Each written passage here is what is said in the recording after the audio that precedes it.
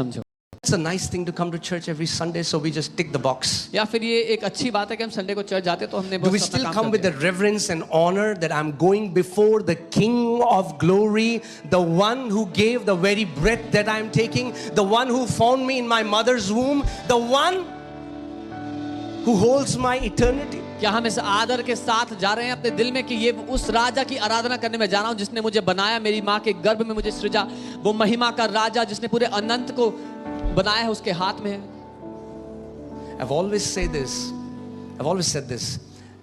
Casual attitude has robbed so many believers of their inheritance. मैं हमेशा ये कहता हूँ एक हल्के रवैये की वजह से मसीहों से चुरा लिया गया जो उनकी विरासत थी। Do you know the word honor comes from the Greek word timi? It's the spelling is like time, T-I-M-E, but it's pronounced as timi and it means heavy. जो आदर शब्द है वो टिमी शब्द से आता है जिसका अर्थ है भारी। And the attitude you have towards him, whether it's light or heavy, it's evident in the spirit realm. और जो रवैया आप परमेश्वर के प्रति रखते हैं उसके प्रति रखते हैं आपके दिल में हल्का है या भारी है, ये आत्मिक दुनिया को साफ दिखता है।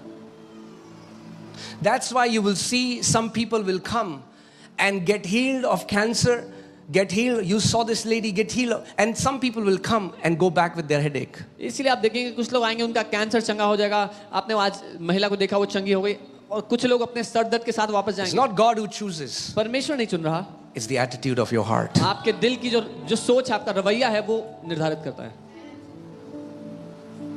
Look at these people.